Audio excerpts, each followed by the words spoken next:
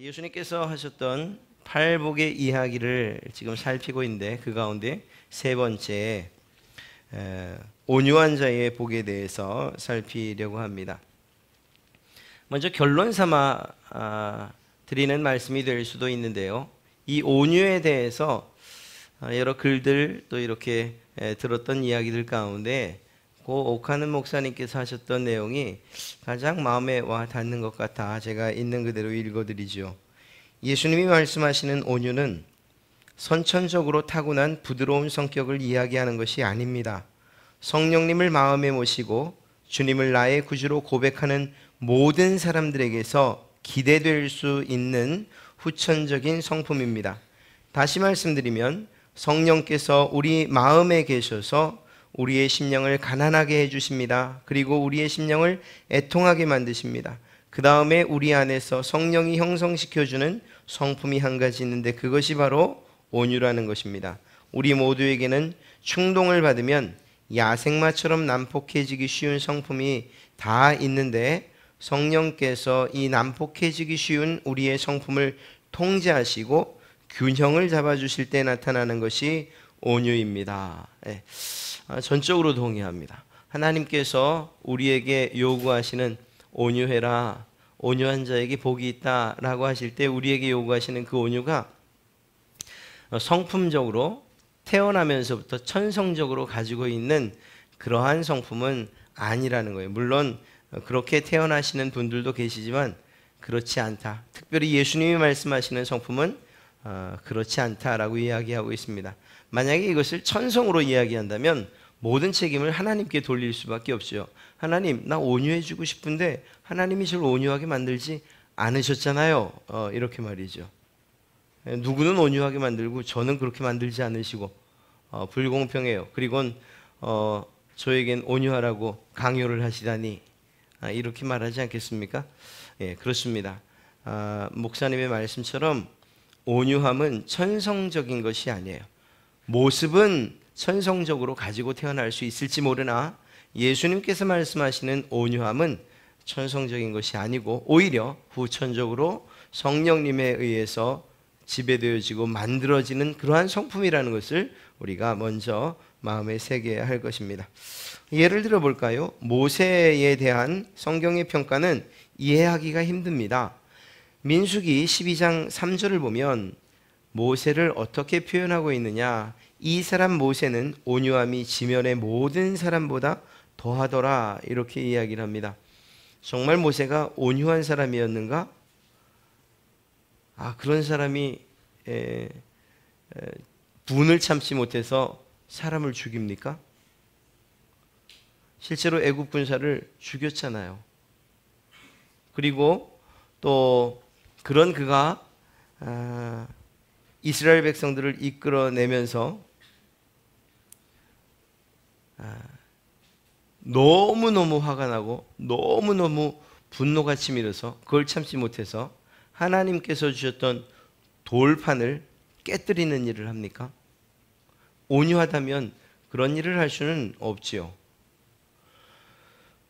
모세가 가나안 땅에 들어가지 못한 하나님의 계획이 있지만 그러나 표면적으로는 바위를 명하여 물을 내게 했는데 그 바위를 2번이나 쳤지요. 그것 또한 그의 온유함과는 거리가 먼 이야기라고 할 수 있어요. 모세에게서 온유하다라는 이야기를 듣는 것은 뭔가 앞뒤가 안 맞는 듯한 그러한 상황들일 수 있다는 것입니다. 그런데 성경은 그렇게 이야기하고 있어요. 이 사람 모세는 온유함이 지면의 모든 사람보다 더하더라. 그가 사실은 그러한 마음의 분노나 혹은 그러한 분노를 조절하는 일들에 실패했던 그였지만 광야 생활 가운데서 하나님을 만나고 그 하나님께서 주시는 그러한 사명을 받고 그가 이스라엘 백성들의 지도자로 올 때에 그 많은 수많은 연단과 그리고 훈련 가운데에서 그의 성품이 다듬어진 것이 아니겠는가? 그리고 실제로 그의 온유함이 어떤 방식으로 나타나는가? 억울한 일을 당하고 또 정말 화가 날 만한 일을 당해도 오히려 백성들 앞에서 그것을 참는 것뿐만 아니라 백성들의 잘못을 자기의 죄처럼 여겨 하나님께 중보의 기도를 하기까지 하는 모습을 우리는 사실 보게 되죠. 제가 좀 억지스럽게 모세가 온유하지 않았다라고 그렇게 표현하기 위해서 그런 이야기들을 끄집어 왔을 따름이지, 사실 40년 넘도록 이스라엘 백성들, 그 말 안 듣는 이스라엘 백성들을 이끌고 광야 생활을 한다는 것 자체, 그것만으로도 이미 그는 훌륭한 지도자요, 그의 온유함에 대한 성경의 평가를 옳다고밖에 이야기할 수 없는 것입니다. 여호수아도 그렇습니다. 저희가 주일 오전에 지금 여호수아서를 보면서 이미 지나온 그러한 그 공부 시간에 배웠던 내용인데요. 여호수아서 7장 19절을 보면 여호수아가 아간을 향해서 하는 말이 나옵니다. 이 상황은 그런 상황이죠. 누군가 범죄를 해서 하나님의 것을 도둑질해서 지금 우리가 아이성에서 졌다라는 사실을 알게 되고, 그 누구가 과연 누구냐 하는 것을 찾기 위해서 제비 뽑는 방식을 통해서 범인을 추적해 가고 있는 그런 상황입니다. 그러다가 그 사람이 바로 다른 이가 아닌 아간이라는 것이 밝혀졌을 때 그 아간을 향해서 이 여호수아가 하는 이야기예요. 나의 아들아, 주 이스라엘의 하나님께 영광을 돌리고 그에게 사실대로 고백하여라. 내가 무엇을 하였는지 숨기지 말고 나에게 말하여라. 사실 이렇게 이야기하지 않아도 돼요. 너 때문에, 너 하나 때문에 우리 민족이, 우리 백성이 지금 이 꼴을 당하지 않았냐. 그의 죄값을 엄하게 물을 수도 있고, 내 죄를 내가 알렸다 이렇게 시작을 해도 아무도 뭐라고 하지 않아요. 그런데 그렇게 이 마음에 주눅이 들어있고 그 죄 때문에 정말 고개조차 들지 못하는 그 아간을 향해서 무엇이라고 이야기하는가 하면 나의 아들아 라는 말로 시작을 하고 있어요. 사실 어떤 주석 또 그 교수님의 말씀처럼 여호수아의 리더십이 아마 이런 데에서 정말 훌륭한 모습으로 드러나지 않았겠는가 하는 생각을 하고, 저는 이러한 모습을 어쩌면 온유라고 표현해야 되지 않는가 하는 생각을 해봅니다.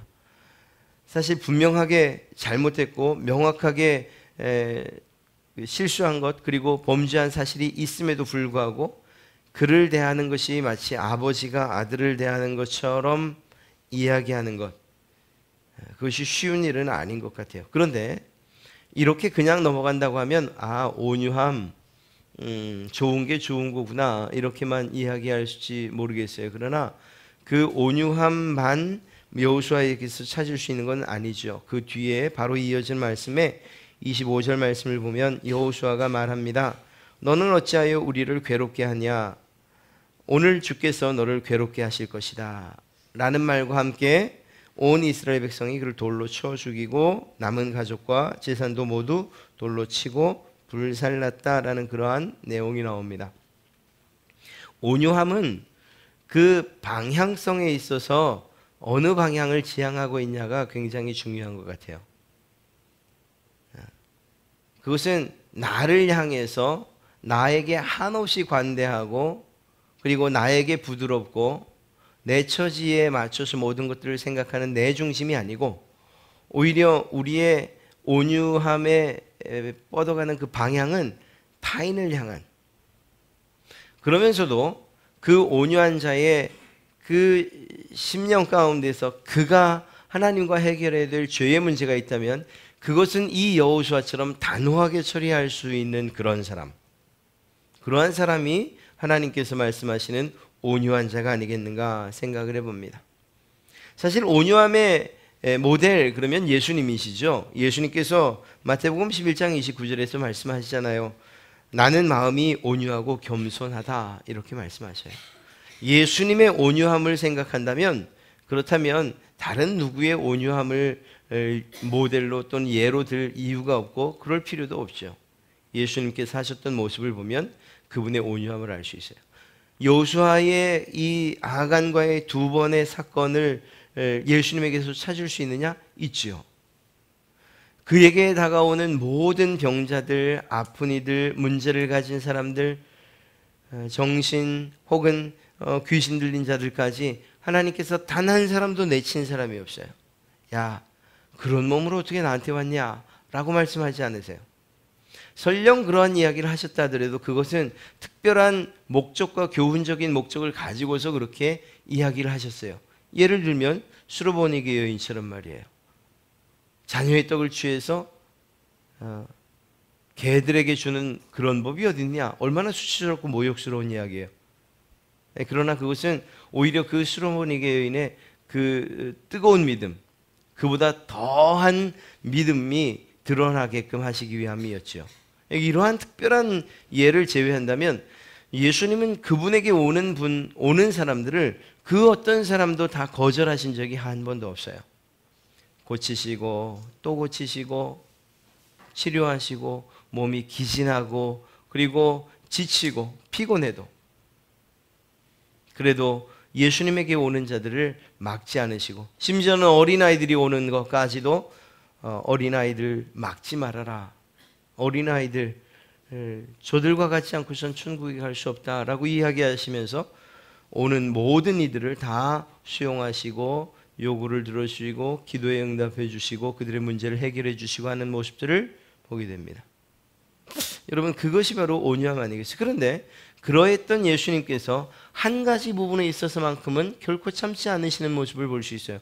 야, 저런데 어떻게 온유하다고 이야기할 수 있을까 할 정도로 말이죠.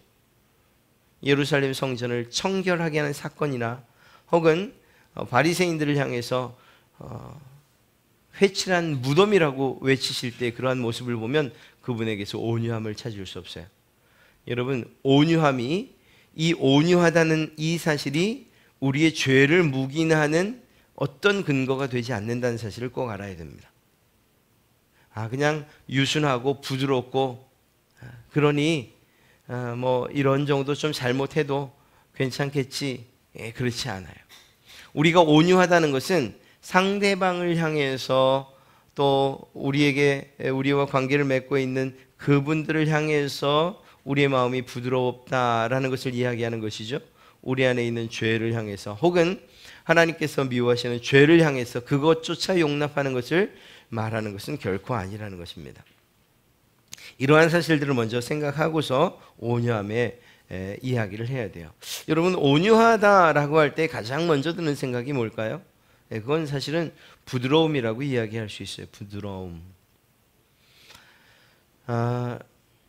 그런데 이런 이야기를 하면 특별히 온유함에 대한 이야기를 하면 좀 거북스럽게 여겨지는 게 솔직히 없지 않아 있어요. 왜냐하면 지금 여러분이나 제가 사는 이 세상이 온유함을 요구하고 있냐? 그냥 시쳇말로 착하고 순하고 그리고 부드러우면 세상 충분히 성공하며 살아갈 수 있냐? 이렇게 묻고 있기 때문이에요. 그리고 그 대답은 아니지. 사람이 좀 독한 것도 있어야지. 순딩이처럼 살아갖고 어떻게 세상 살아가겠어? 참 감사한 건 우리 교회 학생들은 다 수원에 빠져가지고 이런 얘기 많이 들어요. 제가 얼마나 감사한지 알 수 없어요. 그래도 다 세상 살아갑니다. 오히려 하나님께서 그들을 더 멋지게 살아가게 하실 줄로 믿어요. 세상 사람들은 이 온유함에 대한 이야기에 알러지 반응을 일으킨다니까요. 그렇게 해서 어떻게 세상을 살아가? 약육강식, 약하면 잡혀 먹히는 세상 가운데서 자기의 약함을 어떻게 스스로 드러내면서 살아가? 이렇게 이야기하는 거예요. 뭔가 없어도 있는 척하고 약해도 센 척하고 마치 보고가 자기의 배를 불리는 것처럼 잔뜩 바람을 좀 넣어야 그래야 좀 세상 살아갈 만하지. 그렇지 않고서 이리 치이고 저리 치이고 그렇게 해서 어떻게 세상 살아가겠는가 하는 생각 때문에 여러분 온유하십시오 라고 말하면 뭔가 손해보는 것처럼 그렇게 생각하기 쉽다는 거예요. 그러나 성경은 예수님을 모델로 이야기하면서 우리는 온유해야 됩니다 라고 이야기하고 또 그것을 우리에게 명령하고 있어요. 이 온유함의 특징, 다시 말씀드리지만 부드러움이라고 말할 수 있죠. 일반적으로 성숙한 그리스도인들에게서 볼 수 있는 공통점이 무엇이냐? 바로 이 부드러움이에요. 정말 신앙과 믿음에 있어서 정말 성숙해 있다. 정말 어느 정도 수준에, 하나님이 원하시는 수준에 다 있다라고 한다면 그들에게서 공통적으로 나타나는 것이 바로 이 부드러움이라는 것입니다. 말씀드렸던 것처럼 예수님이 그에게 다가오는 사람들, 그들의 형편이나 상황이나 혹은 지위 고하를 막론하고 성별 혹은 나이, 연령 이거 구분 없이 예수님에게 오는 모든 이들을 때로는 만지시고 때로는 부비시고 때로는 안으시고 때로는 말씀으로 이렇게 대하셨다는 것을 볼 때에 예수님께서 아마 요즘에 그런 어떤 성령 사역 하시는 분들처럼 하진 않으셨을 거예요. 앉아, 가, 뭐 이런 얘기는 안 하셨을 거예요. 예수님이. 자, 내가 고쳐줄 테니까 가. 아니, 제가 영상을 보고서인지 흉내를 한번 내려는데 그것도 잘 안 되네요. 하여간 예수님께서 그 자신에게 오는 그 약한 이들을 향해서 넌 뭐 때문에 이렇게 아픈 거야? 네 몸 관리도 하나 제대로 못했어? 이렇게 말씀하지 않으셨을 거라고요. 오히려 말하지 않아도 그가 왜 아픈지 또 무엇이 필요한지 아시고 그들의 필요들을 채우시죠. 오병이어 사건을 보면 그 사실을 잘 알 수가 있어요. 오병이어를 보면 그 굶주린 군중들을 보고 마음이 너무 아프셨잖아요. 그리고 그들에게 먹을 것을 주길 원하셔서 앉게 하십니다. 앉게 하시는데 그때 보면 푸른 잔디 위에 이렇게 앉게 하세요. 예수님께서 그들이 앉는 자리까지도 세심하게 배려하고 있다는 사실을 알 수가 있어요. 온유함은 바로 그런 거예요. 우리 그리스도인들에게서 여러분들, 정말 제가 다른 교회 이야기는 하고 싶지 않아요. 그냥 우리 갈릴리 교회 성도들 여러분들에게서 저는 이런 정말 진솔한 부드러움을 보고 싶어요. 이 부드러움이라는 것은 작정하고서 이제 내가 부드러워야지 오늘 예배니까 8시간 동안 이렇게 되는 거 아니잖아요. 마치 가득 찬 물통에 그 물이 가득 찼으면 그냥 건들기만 해도 물이 주룩 흘러내리는 것처럼 온유함이 가득 차서 시도 때도 없이 누가 건들기만 하면 말을 걸면 누가 쳐다보기만 해도 눈빛에서 표정에서 그리고 그의 말과 행동에서 온유함, 부드러움이 나와야 되는 것이거든요. 사랑하는 성도 여러분, 무엇인가 있어야 무엇인가 좀 강하고 뭔가 똑 부러져야 있어 보인다. 그리고 누군가에게 이렇게 뒤처지지 않는다는 생각을 좀 적어도 버리시기 바랍니다. 적어도 제가 적어도라고 말하는 거 이거 자체가 이상한데 적어도 교회 안에서 신앙 공동체 안에서만큼은 이러한 허세들을 좀 내려놓으시고 정말 주님이 우리를 대하셨던 것처럼 오늘 이 비록 죄 때문에 죽을 아간이었지만 그를 향해서 아들아 라고 불렀던 그러한 여호수아의 마음으로 또 예수님을 그토록 잡아 죽이고 예수님 믿는 사람들을 잡아 죽이고 옥에 가두고 있던 사도 바울, 그가 결국 예수님을 만난 다음에 눈이 멀고 아나니아에게 갔을 때 그 아나니아가 그 바울을 보면서 형제여, 형제 사울아 라고 이야기했던 것처럼 그러한 부드러움이 여러분들에게 또 저에게 있기를 간절히 축복합니다. 말, 인상, 표정, 행동 이러한 데 있어서 부드러움, 이것은 신앙, 성숙한 신앙인들의 공통된 특징이라는 거예요. 이걸 이제 바꿔 이야기하면 이제 점점 우리가 조심스러워질 수밖에 없어요.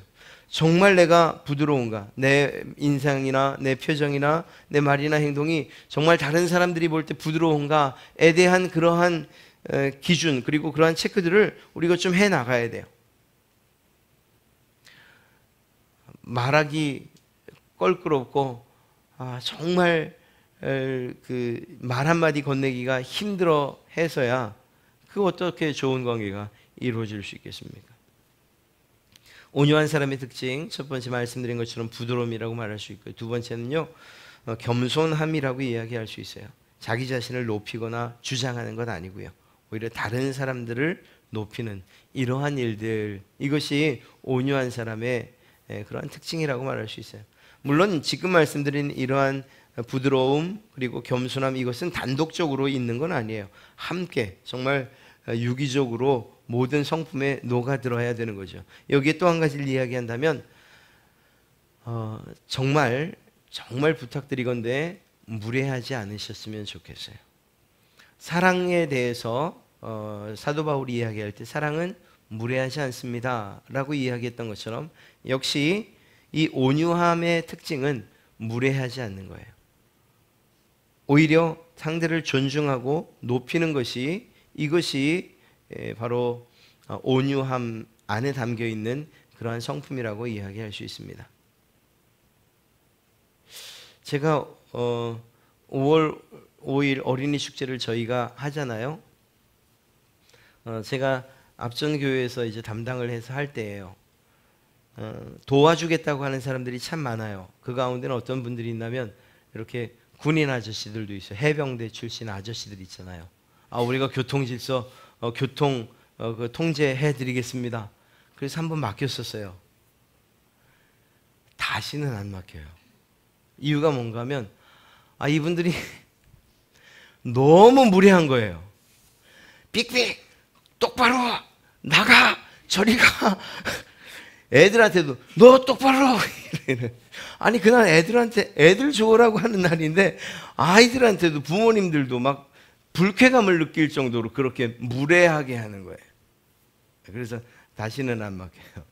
그리고 저희가 이곳에서 할 때도 되도록이면 저희 그 공동체, 저희 교회 안에서, 저희 봉사단 안에서 하지, 외부에서 무엇인가 이렇게 도와주겠다 할 땐 정말 심사숙고해서 결정을 해요. 왜냐하면 우리가 대하는 것처럼 공손하지 않고 우리가 대하는 것처럼 정말 너그럽게 혹은 온유하게 대하지 않을까 봐, 아이라고 때론 무시하고 무례하게 이야기할까 봐, 그게 싫어서요. 온유함을 이야기할 때는 반드시 무례하지 않음을 마음에 새겨야 돼요. 예수님을 믿는 사람들이 정말 기본적인 윤리와 도덕, 이건 뭐 사실 기본이라고 한다 하더라도 개개인의 성품 가운데에서 이 무례함을 좀 정말 없앨 필요는, 정말 이 무례함을 빼낼 필요는 있어요. 오히려 예수님을 믿는다는 것은 특권을 얻은 것이지만 그 특권을 자랑하거나 혹은 다른 사람들과 비교해서 어떤 우위를 점하기 위해서 갖는 게 아니잖아요. 특별히 교회 안에서라고 한다면 직분들을 가지고서 무례하게 하는 일들은 결코 없어야 돼요. 목사인 저부터 말이죠. 제가 늘 말씀드린 것처럼 교회 안의 직분은 일을 하기 위해서 어떤 맡겨진 사역들을 위해서 만들어진 그러한 조직에 불과해요. 목사라고 하는 직분은 이 강단에 서서, 이 단에 서서 말씀을 전할 때에 그때에 하나님께서 주시는 권위가 필요하고 그때에 올바른 말씀을 전해야 될 그러한 책임과 의무가 있고, 또 이곳에서 전하는 이 말씀에 대해서는 여러분들이 하나님께서 하시는 말씀을 들을 그러한 귀가 필요하죠. 그러나 이곳에서 제가 내려가서 여러분들과 함께 식사를 하거나 또 다른 어떤 사역을 하거나 활동을 할 때는 여전히 제가 목사이기 때문에 그 권위를 남용할 수는 없는 거예요. 오히려 그 아래서도 무례하지 않게, 그리고 부드러움으로, 온유함으로 여러분들을 대해야 되는 게 맞는 거예요. 모든 직분들이 다 마찬가지예요.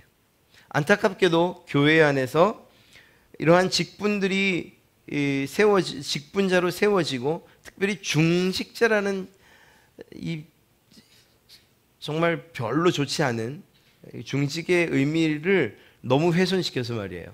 중직자라고 하는 그러한 직분을 받으면 그러면 목이 굳어지는 이런 현상들, 이건 있어서는 안 되는 거예요. 물론 어떤 경우에는 이러한 직분을 맡는 데 있어서 헌납이나 헌물이나 혹은 헌금을 하는 경우 있죠. 만약에 그게 목을 뻣뻣하게 하는, 그래서 부드러워지지 못하고 겸손하지 못하고 온유해지지 못하게 하는 이유가 된다면 그걸 교회가 받지 않는 한이 있더라도 그렇죠? 왜냐하면 그보다 더 중요한 것이 그리스도인으로서의 성품이 드러나는 게 더 중요하니까요. 장로 혹은 안수집사 혹은 권사라는 직분이 중요합니까? 아니면 그들을 통해서 나타나야 될 하나님의 성품이 더 중요합니까? 이건 무르나 만한 거죠. 그렇게 본다면 교회 안에서 어떠한 직분이나 혹은 어떤 일들을 맡았다고 해서, 어떤 자리에 있다고 해서, 어떤 사역을 감당한다고 해서 그분들이 하나님께서 우리에게 요구하시는 온유함의 성품을 내려놓으면서까지 그 일들을 감당한다, 이것은 옳지 않다는 거예요. 오히려 그 일들을 잘 감당하기 위해서 더 온유해지고 더 겸손해지고 더 너그러워지고 이러한 모습으로 우리가 있어야 된다, 그렇게 해야 된다라는 거죠. 더 공손하고 친절하게, 무례하지 않게. 사실 이런 교회는 그냥 오는 사람들이 알아요. 무례하지 않다, 무례하다. 모든 사람들이 참 겸손하다. 그렇지 않다. 참 부드럽다. 참 정말 너무 하드하다, 너무 딱딱하다. 이건 누가 봐도 다 아는 거죠.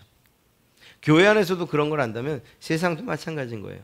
여러분, 우리가 정말 이러한 온유함을 드러내야 되는 데는 어딘가 하면 교회나 혹은 신앙 공동체가 아니고 세상이죠.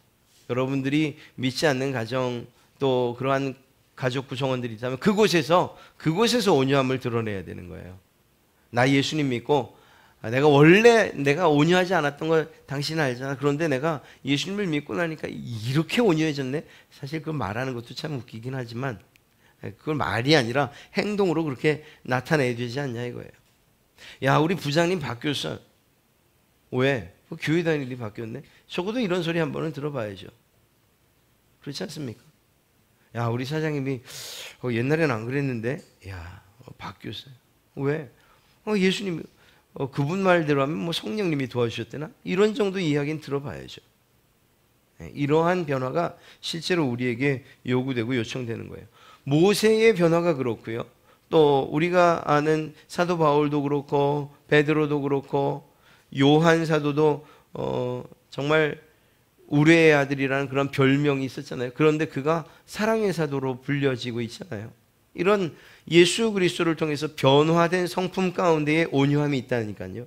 그러니까 지금 나는 원래 난 그래. 난 원래가 그렇지 않아.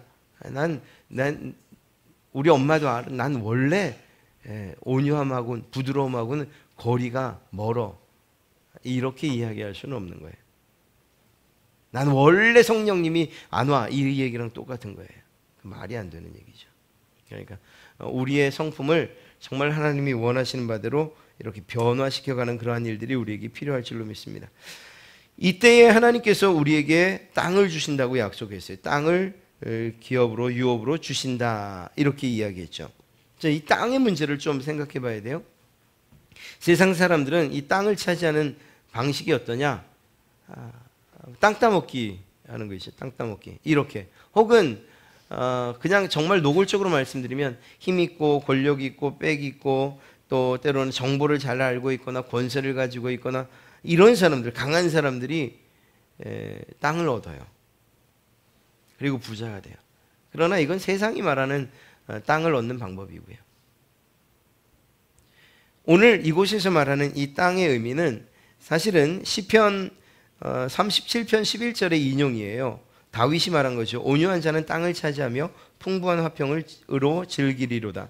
여기서 땅은 문자적으로 실제 땅을 이야기해도 하지만 두 번째는 어떤 영역이나 어떤 나라를 의미하기도 합니다. 그런 면에서 볼 때 온유한 자가 땅을 차지한다는 것은 실제적인 땅을 차지하는 것은 아니라는 거예요. 이걸 어떻게 할 수 있냐면 예수님께서 온유함의 모델이셨는데 예수님께서 땅을 유업으로 받으셨다라고 할 때 어떤 땅을 도대체 유업으로 받으셨냐는 거예요. 예수님은 머리 둘 곳도 없다고 하셨는데요. 그렇지 않습니까? 예수님에게서는 실제 땅으로 받은 유업을 찾아볼 수가 없어요. 그렇기 때문에 여기서 말하는 이 땅은 문자적으로 실제 우리가 밟고 있는 이러한 땅을 의미하는 것은 아니라는 것을 잘 알 수가 있죠. 그런 면에서 볼 때 오히려 하나님 나라로 이해하고 또 하나님 나라를 예표하는 땅으로 보는 것이 맞습니다. 마음이 온유한 자, 예수님을 닮아 그렇게 살아가는 자, 그러한 성품을 가진 자에게 하나님께서 하나님의 나라를 선물로 주신다고 이야기하는 것이죠. 하나님의 통치 아래 두신다는 것을 이야기하는 거예요. 하나님의 나라가 완성된 나라로서 우리에게 주어질 것을 이야기하고 또 기대하게 한다면 좀 더 가까운 곳에서 의미를 찾을 수 있는 것은 하나님의 통치 아래 들어간다라는 이러한 사실로 이해해도 되는, 하나님의 통치의 영역 아래로 들어가는 것, 이것을 땅을 얻는 것으로 이해해도 결코 틀리지 않을 것입니다. 온유한 자, 정말 예수 그리스도의 성품을 닮아 온유한 자, 그야말로 그가 하나님의 통치 아래에 있는 자입니다. 이렇게 이해해도 결코 틀리지 않을 것입니다. 하나님의 통치 아래에 있다는 것이 얼마나 우리에게 큰 유익이 되는지 우리가 알면 알수록 온유함을 정말 훈련하고 더 연습해 갈 수밖에 없을 것입니다. 하나님의 통치, 하나님의 다스리심 안에 있는 이 은혜와 복을 누리기 원하신다면 우리의 옛 성품 과감하게 버리시고 세상이 요구하는 그러한 성품 그건 또한 내려놓으시고, 참 사람들이 볼 때 약하다, 또 때로는 너무 심하게 이야기해서 참 비굴하기까지 하다 하는 이야기를 혹여 듣는다 하더라도 예수님께서 우리에게 본으로 보여주신 바로 그 부드러움과 그리고 그 겸손함과 그리고 그 무례하지 않음을 가지고서 온유함을 드러내시는 그러한 여러분 되시길 주님의 이름으로 축복합니다. 세상 사람들은 여러분들을 향해서 아유 참 바보 같다 이렇게 말할지 몰라도 하나님께서 여러분들을 인정하실 뿐만 아니라 여러분들을 정말 강하게 붙들어 주실 줄로 믿습니다. 데니스 레인이라고 하는 이 설교가가 했던 이야기를 읽어드리고 마치죠. 그는 온유한 사람을 가리켜서 이렇게 표현했습니다. 거인의 손 안에 있는 갓난아이라고 이렇게 표현했어요. 무슨 말입니까? 갓난아이는 힘이 없지요. 그러나 거인의 손 안에 있기 때문에 그 누구도 그 아이를 해치지 못한다는 거예요. 무슨 말입니까? 스스로는 가장 연약하고 가장 힘이 없고 세상 사람들이 보기에 바보스러워 보인다 할지라도 우리의 온유함은 무엇의 보호 아래 무엇 안에서 이루어지는 온유함이냐? 하나님의 손 안에서 이루어지는 온유함이라는 거예요. 그렇기 때문에 세상 사람들이 볼 때는 약하고 바보스럽고 미련스럽게 보일지 모르지만 그러나 오히려 그 부드러움과 겸손과 순종함을 통해서 우리는 전능하신 하나님의 손 안에 그분의 능력을 힘입어 가장 강한 자라고 이야기할 수 있다라는 것입니다. 사랑하는 성도 여러분, 예수님을 닮아 정말 그분의 성품을 닮아 온유한 자 되시고 또한 온유한 자에게 주시마 약속하신 그 땅 하나님의 나라를 유업으로 받을 뿐만 아니라 그 하나님의 통치하심과 인도 보호하심 가운데에서 은혜와 복을 누리시는 그러한 여러분 되시기를 주님의 이름으로 축복합니다.